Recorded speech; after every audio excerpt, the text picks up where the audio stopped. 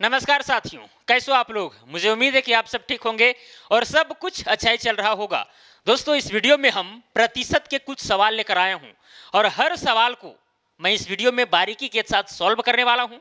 इसीलिए मैं आपसे आशा करता हूं कि इस वीडियो में अंत तक आप बने रहिएगा और सारे सवालों को ध्यान से समझिएगा और फिर उसका जो सॉल्यूशन है, उसका जो हल है, उसको भी समझ लीजिएगा।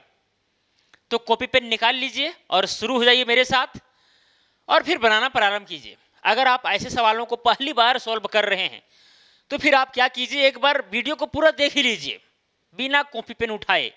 और यदि आप पहले से भी थोड़ा मोड़ा इसके विषय में जानते होंगे, परसेंटेज के विषय में पढ़े हैं, आपको लगता है कि ये क्वेश्चन ट्राई करने पर बन जाएगा, तो फिर एक बार अपने से ट्राई जरूर करें। ये मूल मंत्र है अपने दिमाग को बढ़ाने का, ग्रो करने का। ठीक है, ऐसा नहीं केवल वीडियो देख रहे हैं, समझ लिए, फिर कल होकर के भूल गए। अरे भाई, जब तक आप चीज को लिखिएगा नहीं ना, तब तक आपके दिमाग में वो चीज सेट नहीं होगा। लिखना बहुत जरूरी है, केवल पढ़ने से काम नहीं होता है। अगर पढ़ करके केवल खत्म करना रहे तो एक दिन में एक बुक खत्म किया जा सकता है तो फिर क्या वो पूरा बुक याद रहेगा? नहीं रहेगा। तो रिवीजन करना पड़ता है, लिख लिख के प्रैक्टिस करना पड़ता है, बार बार पढ़ना पड़ता है कि नहीं। चलिए, खैर, सबका अपना अपना तरीका है, लेकिन जो मेरा तरीका था मैं आपके साथ साझा कर रहा हूं, है कि नहीं। रिवीजन में एकदम कमी नहीं, पढ़िए भी और लिखिए भी, सारा चीज हो जाएगा क्लियर। चलिए, तो पहला सवाल क्या है उसको पढ़ते हैं और आपको समझाते हैं। ठीक है, बोला गया है एक्स की आय वाई से 20% अधिक है तो y की आय x से कितने प्रतिशत कम है। x income is 20% more than that of y, what percentage y's income less than x। अगर आप इस सवाल को समझ जाते हैं तो आप ऐसे हजारों सवालों को भी आसानी से सॉल्व कर सकेंगे, मुझे उम्मीद है। लेकिन आपको समझना पड़ेगा कि भाई यहां पर दिया क्या गया है क्वेश्चन में, केवल कंडीशन चेंज रहेगा, बाकी बात क्वेश्चन को जो टाइप है यही रहेगा, तो आप बना लीजिएगा, है कि नहीं। यहां पर देखिए, दो आदमी की आय का कंपैरिजन किया जा रहा है। अब ये जरूरी नहीं है कि अगला क्वेश्चन में आय ही रहे, दूसरा चीज का भी कंपैरिजन किया जा सकता है। चलिए, तो यहां पर दो व्यक्ति का कंपैरिजन किया जा रहा है कि भाई जो एक्स का जो आय है ना, इनकम है ना, वो 20% अधिक है किससे? वाई से। तो पूछा गया है कि वाई का जो इनकम है वो एक्स से कितने प्रतिशत कम है। तो बहुत लोग कंफ्यूज हो जाते हैं और कहते हैं भाई, जब यहां पर एक्स का जो इनकम है 20% अधिक है तो वाई का इनकम 20% कम होगा। नहीं भाई, नहीं, इतना इजी सवाल नहीं पूछता है कभी। ठीक है, फंस जाएंगे। समझिए इसको, क्या यहां बोला गया है। देखिए, ऐसे क्वेश्चन को सॉल्व करने का आपके पास दो तरीके हैं, दोनों तरीका मैं बताऊंगा। सबसे पहले मैं आपको कंसेप्चुअल तरीका बताता हूं, ठीक है। चलिए, यहां पर लिखते हैं पहले सॉल्यूशन। अब देखिए, यहां पर पहला तरीका क्या है। पहला तरीका क्या है, आपको करना क्या है, कुछ नहीं करना है। जो भी परसेंट दिया गया, परसेंटेज दिया गया है वृद्धि का या फिर कमी का, उसको ऊपर में लिखना है। जैसे 20 दिया गया तो 20 को ऊपर लिखिए। डिवाइडेड में क्या कीजिए, 100 में या तो प्लस कीजिए या तो माइनस कीजिए। या तो यहां पर प्लस आपको लिखना है या तो माइनस लिखना है। प्लस कब लिखना है, माइनस कब लिखना है, इस चीज को आपको ध्यान में रखना पड़ेगा। अब ध्यान वो चीज कैसे रहेगा, यहां पर देखिए पूछा क्या गया है, प्रतिशत कम। ठीक है, लेस पूछा गया, मतलब कि लेस परसेंट क्या है, बस में आ रही है। तो अगर प्रतिशत कम पूछा जाए तो आपको यहां पर हमेशा प्लस लेना है, माइनस नहीं लेना है। क्या लेंगे हम यहां पर, प्लस लेंगे। अब प्लस लेने से क्या होगा भाई, प्लस लेने से क्या होगा, यहां पर संख्या नीचे बड़ी हो जाएगी। अब जैसे ही बड़ी होगी तो फिर ऊपर वाला संख्या को डिवाइड हम ज्यादा से करेंगे। अब ज्यादा से करेंगे तो चीज हमें छोटा मिलेगा, है कि नहीं। डिवाइड में जितनी बड़ी संख्या रहेगी उतना छोटा हमें रिजल्ट मिलेगा। ये सिंपल सी फंडा है। अगर हम 10 को 2 से डिवाइड करेंगे या फिर 10 को 3 से डिवाइड करेंगे तो रिजल्ट बड़ा किस में मिलेगा, इसमें मिलेगा, क्योंकि यहां पर डिवाइड जो है छोटी संख्या से की जा रही है, यहां पर डिवाइड इससे बड़ी संख्या से की जा रही है, इसीलिए इसका रिजल्ट हमें छोटा मिलेगा। इसका रिजल्ट मिलेगा 3.333, जबकि इसका रिजल्ट मिलेगा 5। तो अंतर है कि नहीं। तो यही चीज मैं यहां पर समझा रहा हूं। अगर माइनस लूंगा तो इससे घटाना पड़ेगा, यहां पर संख्या छोटा मिलेगा। अब फिर जब डिवाइड करेंगे तो फिर चीज जो है हमें बड़ा मिलेगा। लेकिन यहां प्रतिशत कम का बात किया जा रहा है तो भाई हमेशा प्लस लेना है ताकि चीज जो है कम होवे। ठीक है, तो कितना यहाँ पर 20, यही 20% जो है ना दिया गया है ना, उसी को यहाँ पर लिखना है और इनटू में कर देना है 100 से और लगा देना है परसेंट। कोई दिक्कत कुछ समस्या यहाँ तक? अगर समस्या है तो फिर एक बार 50-60 सेकंड पीछे जाइए और फिर से देखिए, शायद समझ में आ जाए। ठीक है, जो भी परसेंट दिया गया ऊपर में लिखे हैं, फिर 100 में से जोड़ दिए हैं इसको, क्योंकि हमको प्रतिशत कम निकालना है। क्लियर? चलिए अब इसको हम आगे बढ़ाते हैं तो हो जाएगा 20 डिवाइडेड बाय हो जाएगा 120 और इनटू में क्या हो जाएगा 100 हो जाएगा। अब काटिए, 1 0 कट गया।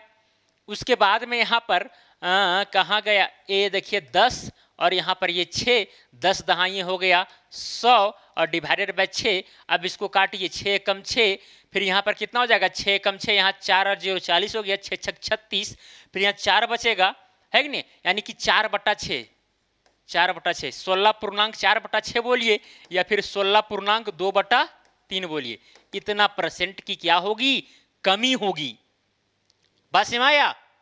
अरे भाई यहाँ पर क्या कीजिए, आप 100 को जब 6 से डिवाइड करेंगे तो 6 कम 6 हुआ, यहाँ 4 बचा, फिर यहाँ पर 0, फिर कितना हो गया 6 6 36 हुआ, फिर यहाँ पर 4 बचा, फिर यहाँ पर देखिए जो 4 बचा है, अब यहाँ पर जो भागफल में जो आया है उसको यहाँ पर पूरा लिखते हैं पूर्णांक में, और ये जो शेषफल है ऊपर अंश में लिखते हैं और इसको हर में लिख देते हैं, यानी 16.4/6 या फिर 16.2/3 बोलिए, क्योंकि यहाँ 2 दूना 4, 2 तिया 6 कट गया। इतना परसेंट का यहाँ पर क्या होगा, कम होगा। मतलब जो वाई की जो आय है ना, y का जो आय है वो x से क्या है 16.2/3% कम है। ऐसा नहीं कि 20% कम है, फंस जाइएगा। ठीक है, इतना इजी नहीं रहता है। चलिए, ये तो हुआ पहला तरीका। एक और तरीका है सॉल्व करने का, एक और तरीका है एकदम ट्रिक वाला। करना क्या है, यहां पर देखिए दो व्यक्ति का यहां पर कंपैरिजन किया जा रहा है, x है एक y है। क्लियर? x है और यहां पर एक y है। आप हमें ये बताइए, x का जो आय है वो 20% अधिक है किसके आय से, y के आय से, इनकम से। क्लियर? हम जानते हैं कि भाई 20% का मतलब होता है 1/5। कितना होता है, 20% का मतलब होता है 1/5। अब 1/5 कहां से आया? अरे भाई परसेंटेज को सिंपली यहां पर फ्रैक्शन में चेंज किया गया है। परसेंटेज को फ्रैक्शन में चेंज करने के लिए हम लोग क्या करते हैं, 100 से डिवाइड करते हैं। जैसे 20% है, प्रतिशत का मतलब होता है बटा में 100, बटा में 100 कर दिए, 1 0 कट गया, 2 कम 2, 2 5 10, कुल मिलाकर कितना है 1/5। तो वही 20% बराबर में 1/5 लिखे हैं। आप यहां पर एक बहुत बड़ी चीज को समझ सकते हैं। 20% बराबर अगर 1/5 लिखा गया तो इसका मतलब यह हुआ कि 5 का 20% एक होता है।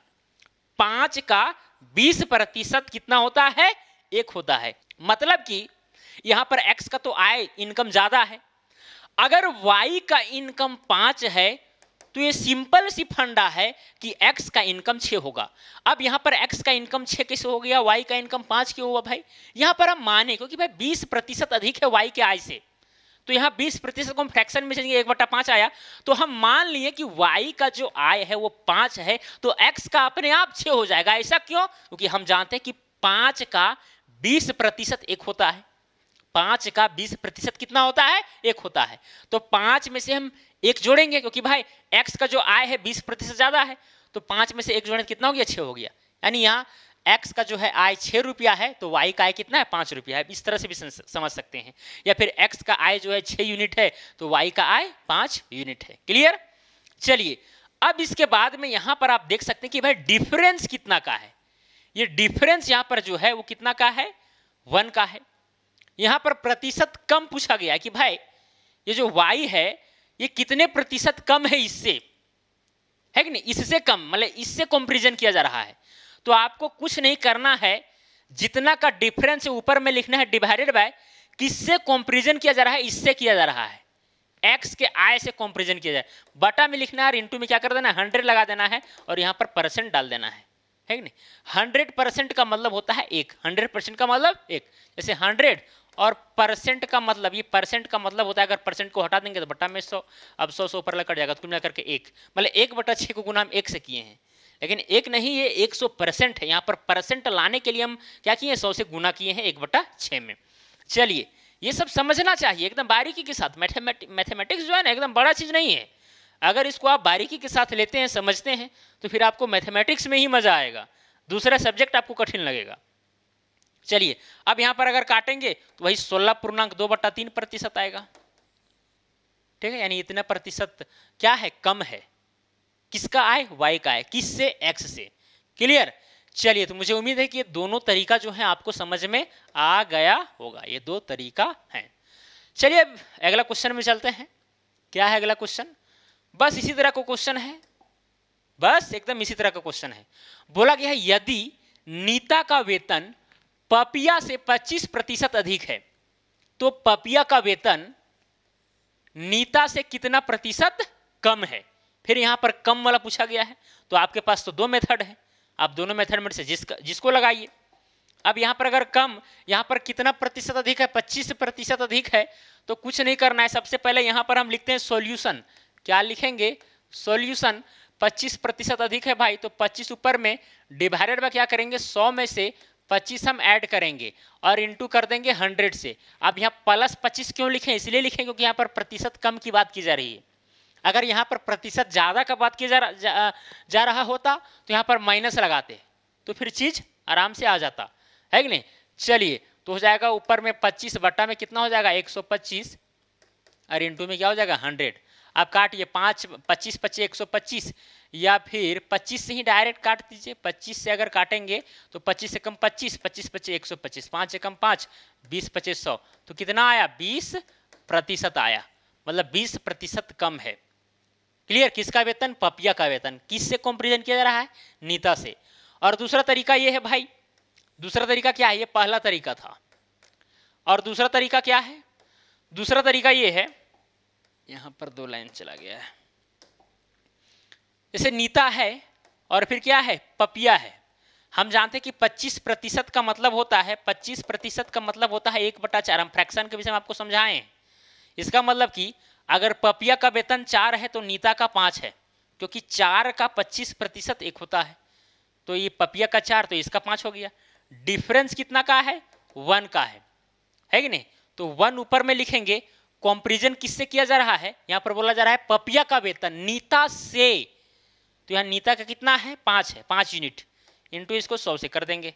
5 एकम 5, 20 25 100, तो कितना आया 20% आया।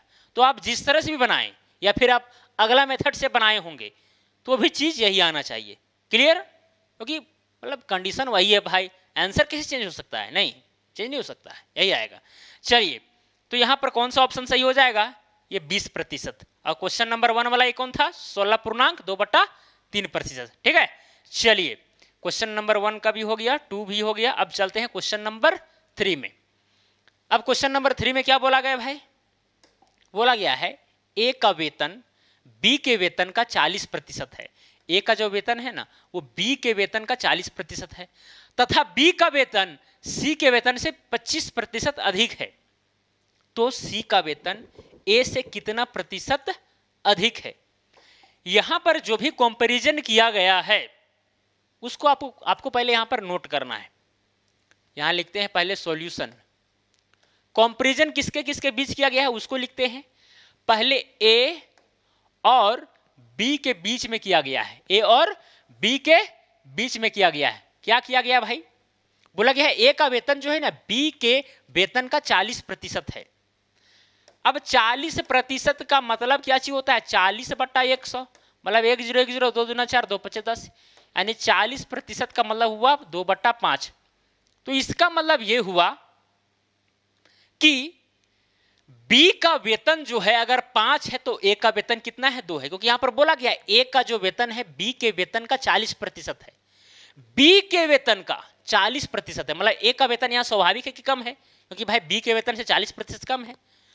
तो यदि बी का वेतन अगर 5 यूनिट है, बी का वेतन अगर 5 यूनिट है तो ए का कितना यूनिट है, 2 यूनिट है।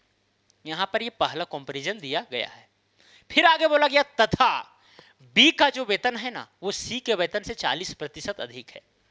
चलिए, आगे बोला गया है बी और सी का कंपैरिजन किया गया है। बी और सी का जो बी का वेतन है, क्या बोला गया, बी का जो वेतन है वो सी के वेतन से 25% अधिक है। तो 25% का मतलब हुआ 1/4, मतलब 4 का 25% कितना होता है, 1 होता है। यही बात है। बात समझ में आ रही है। अरे भाई नहीं आ रही तो वीडियो को आप स्लो करके भी देख सकते हैं, या फिर अगर ज़्यादा आपको इजी लग रहा है तो फिर फास्ट करके भी देख सकते हैं, कोई बड़ी बात नहीं है। क्लियर। तो यहां पर सी के वेतन से 25% अधिक है। किसका? बी का, मतलब बी का ज्यादा है। इसका मतलब अगर सी का वेतन अगर 4 यूनिट है, 4 रुपया है, तो बी का क्या हो जाएगा? 5 हो जाएगा। क्योंकि भाई ये 4 का 25% एक होता है, तो 25% बी का ज्यादा है। किससे? सी से। तो 4 में 1 जोड़ना पड़ेगा, तो 5 हुआ, है कि नहीं? अब यहां पर एक चीज देख सकते हैं, बी का वैल्यू यहां पर 5 है और यहां पर भी बी का वैल्यू 5 है। अगर यहां पर दोनों सेम है तो कंपैरिजन हमें किसमें करने के लिए कहा जा रहा है? सी का वेतन ए से कितना प्रतिशत अधिक है, कितना प्रतिशत अधिक है। किसका? सी का वेतन ए से, जो सी का वेतन है ए से कितना प्रतिशत अधिक है। तो यहां पर जो आप डिफरेंस देख रहे हैं वो कितना का है? 2 का है। कितना ज्यादा है? 2 यूनिट ज्यादा है। अब देखिए 2 यूनिट अगर ज्यादा है तो ऊपर में लिखेंगे 2 और डिवाइडेड बाय कंपैरिजन किससे किया जा रहा है? ए से किया जा रहा है। बोला गया कि भाई तो सी का वेतन ए से कितना प्रतिशत अधिक है। तो ए से अगर किया जा रहा है तो यहां पर बटा में 2 हो जाएगा और इंटू में क्या हो जाएगा? 100 हो जाएगा। काटिए 2 एकम 2, 2 एकम 2 और ये कुल मिलाकर के क्या आ गया? 100% आ गया। कोई दिक्कत, कोई समस्या? तो यहां पर ऑप्शन नंबर बी क्या हो जाएगा? करेक्ट हो जाएगा। क्लियर? तो इसी तरह से आपको ऐसे सवालों को भी सॉल्व करना है। अगर आपको ये सवाल समझ में आ गया होगा तो मुझे उम्मीद है कि ऐसे टाइप के क्वेश्चन को भी आप बना सकते हैं अगर प्रयास करेंगे तो। यहाँ पर आपको ध्यान देना है कि जो यहाँ पर इकाई आ रहा है या फिर जो भी चीज़ आप यहाँ पर ले रहे हैं वो सेम होना चाहिए, तभी यहाँ पर जो डिफरेंस है आसानी से देखा सकते हैं। अगर सेम नहीं आता तो सेम करने का प्रयास करते हैं। चलिए अब चलते हैं क्वेश्चन नंबर 4 में। क्या है क्वेश्चन नंबर 4? बोला गया है तुलसीराम का जो वेतन है, तुलसीराम का वेतन कश्यप से 20% अधिक है।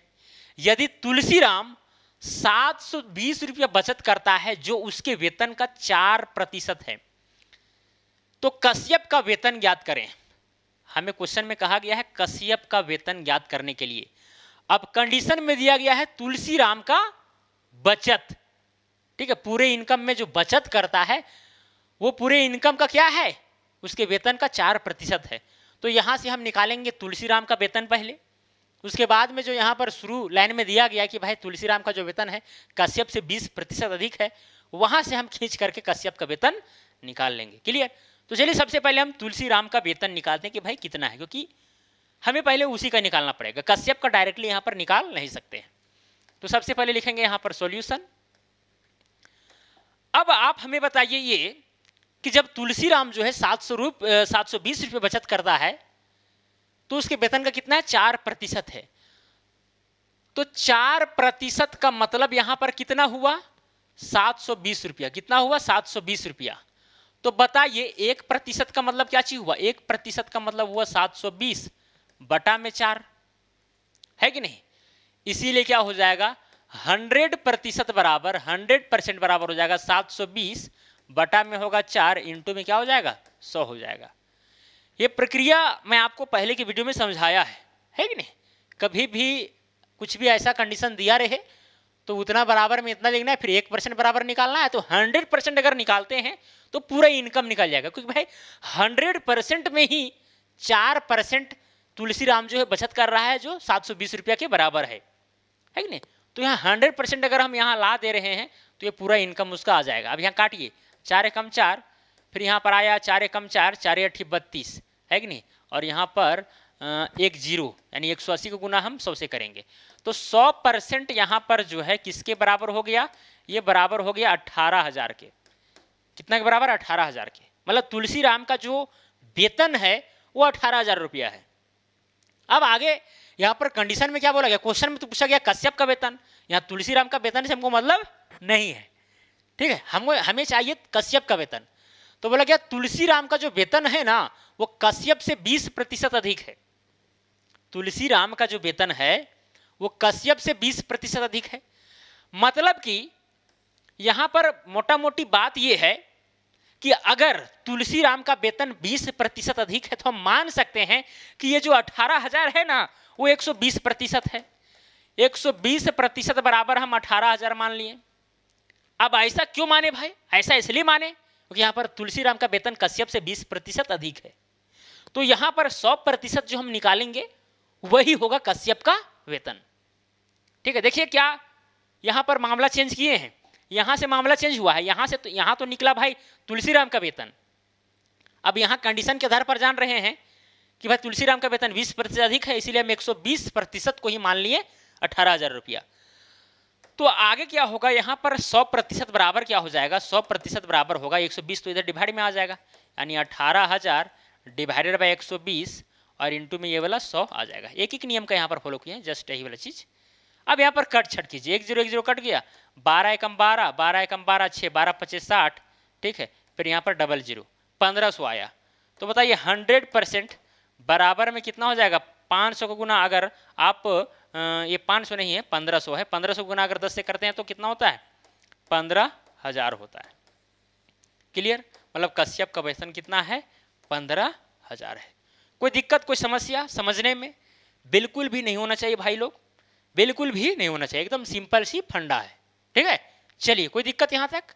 अब हम आगे बढ़ते हैं, यहाँ एकदम समझ आना चाहिए भाई। 100% जो है यहाँ पर कश्यप का वेतन माने हैं और 120% माने थे किसका, तुलसीराम का। ठीक है, चलिए आगे बढ़ते हैं। क्वेश्चन नंबर 5 में क्या बोला गया है, बोला गया है एक परीक्षा में 93% छात्र सफल होते हैं। इतना परसेंट छात्र क्या होते हैं, सफल होते हैं, तथा 259 छात्र असफल हो जाते हैं। तो परीक्षा में छात्रों की कुल संख्या क्या थी? अब छात्रों की कुल संख्या यहां पर पूछा गया है, तो सफल छात्र असफल छात्र दोनों पता करके बनाइए या फिर एक ही बार निकाल दीजिए, जो आपका मर्जी है। हालांकि ऐसा क्वेश्चन जो है एकदम आसानी से सॉल्व हो जाएगा। ठीक है, और कैसे सॉल्व इसको करना है ये भी आप समझ गए होंगे। आप हमें ये बताइए कि एक परीक्षा में अगर 93% छात्र जो हैं सफल होते हैं तथा 259 छात्र जो है असफल हो जाते हैं, तो बताइए कितना प्रतिशत छात्र असफल हुए हैं? 7%, क्योंकि परीक्षा में 93% सफल हो रहे हैं, तो 7% असफल होंगे, क्योंकि भाई 100% टोटल जनसंख्या होगा उस क्लास का। बस में आ रही है। अब यहाँ पर कई लोग ये भी सोच रहे होंगे कि भाई प्रमोट कर दिया होगा, वो सब भी यहाँ पर लिया जाएगा क्या? देखिए, जब तक क्वेश्चन में कहा ना जाए तब तक आपको ये मानना है कि अगर परीक्षा में इतने सफल हो रहे हैं तो उतने असफल होंगे। आपको कंपैरिजन 100% ही लेकर के चलना है। क्लियर, ऐसा नहीं कि ये सब पास करने वाले छात्र हैं, 6% या 5% फेल किए होंगे, 1-2% प्रमोट किए होंगे, ये सब नहीं सोचना है। डायरेक्ट यहाँ पर फेल और पास का बात होता है क्वेश्चन में। चलिए, और अगर प्रमोट वगैरह का बात होगा तो फिर क्वेश्चन में डिटरमाइन रहेगा उस चीज, वो चीज। क्लियर, चलिए अब यहाँ पर देखिए छात्रों की कुल संख्या चाहिए, तो 7% बराबर में 259 दिया गया है। 7% का मान कितना दिया गया है, 259 दिया गया है। तो बताइए 1% कितना होगा, ये हो जाएगा 259 बटा में 7, तो इसीलिए क्या हो जाएगा 100%। अगर यहाँ पर हम 100% निकाल देते हैं तो पूरे कक्षा का जो संख्या है वो निकल जाएगी, बस पूरे मतलब क्लास का, क्योंकि 7% जो है असफल हुए हैं। ठीक है, तो 100% अगर मान निकाल दे रहे हैं तो भाई वो तो पूरे क्लास का जितने छात्र हैं सबका जनसंख्या निकल जाएगा, छात्र छात्राएं का। अब यहाँ पर देखिए 100% क्या हो जाएगा, फिर 100 से गुना करना पड़ेगा, 259 डिवाइडेड बाई 7, क्योंकि भाई 100 ये एक को गुना किए हैं 100 से, तो इधर भी 100 से गुना करना पड़ेगा। एक एक नियम है कुल मिलाकर के। ठीक है, 7 एकम 7, 7 या 21, यहाँ 4 और 9 49 हो गया, 7 7 49, तो कितना आया 3 और 7 और फिर डबल 0, मतलब इतने छात्र जो हैं उस क्लास में मौजूद हैं, उस परीक्षा में मौजूद थे। ठीक है, बस में आई बात, समझ में आई, एकदम समझ में आना चाहिए। ऑप्शन नंबर ए क्या हो जाएगा, करेक्ट हो जाएगा। चलिए अब आगे क्वेश्चन में चलते हैं। क्वेश्चन नंबर 6 में क्या है, क्वेश्चन नंबर 6 बोला गया है एक वस्तु के मूल्य में पहले 10% की वृद्धि तथा पुनः 20% की वृद्धि की जाती है। यदि अंतिम मूल्य 33 रुपया है तो उस वस्तु का आरंभिक मूल्य ज्ञात करें। अगर ऐसा सवाल आपको बनाना हो तो ये भी सवाल आसानी से बन जाएंगे, चाहे कंडीशन वगैरह कुछ भी हो, केवल आप समझिए इस सवाल को बारीकी के साथ। कहा जाता है ना कि अगर आपको साइकिल सीखनी हो तो एक ही साइकिल को इतना अच्छा सीख लीजिए ताकि आपको जो भी साइकिल दे दिया जाए उसको भी चला लें।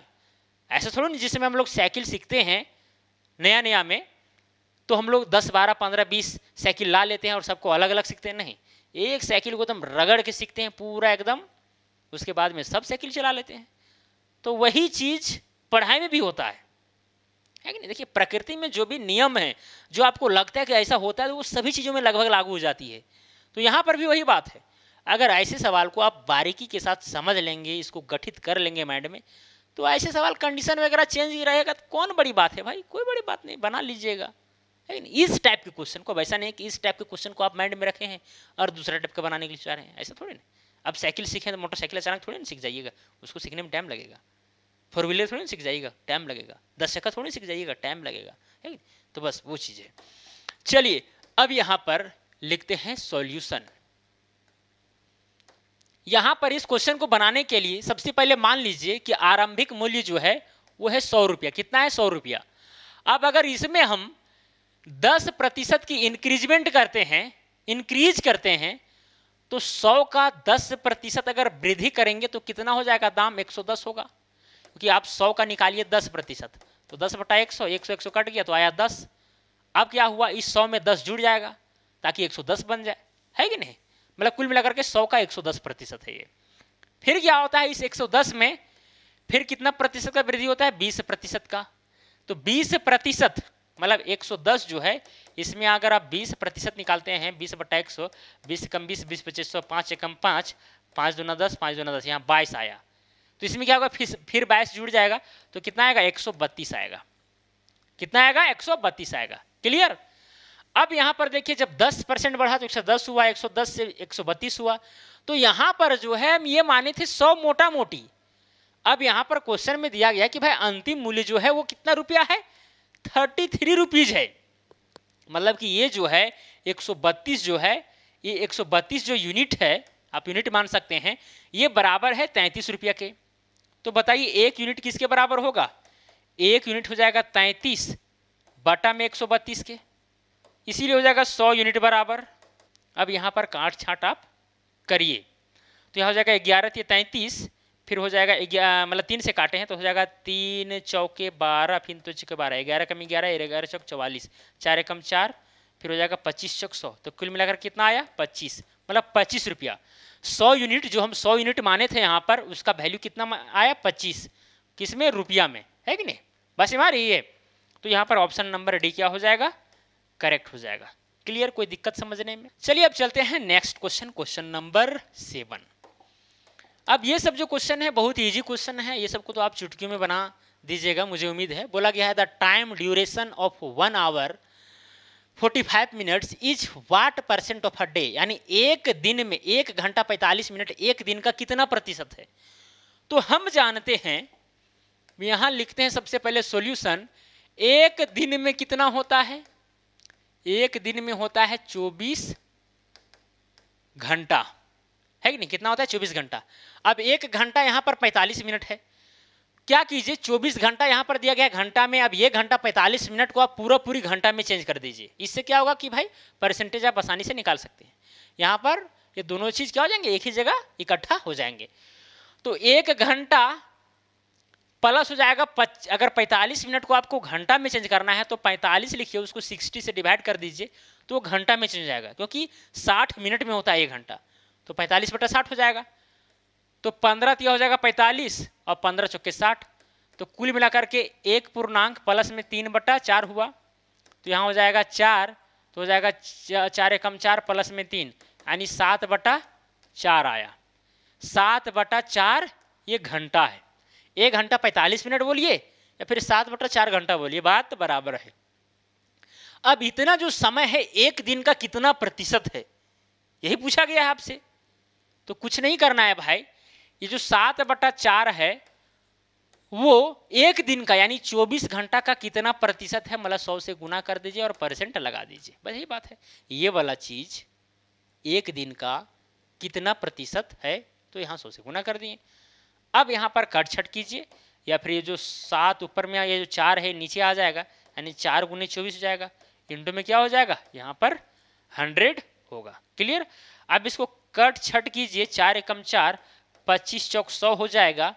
उसके बाद में 25 को गुना अगर हम 7 से करते हैं तो होगा 175, और बटा में कितना हो जाएगा? 24 हो जाएगा।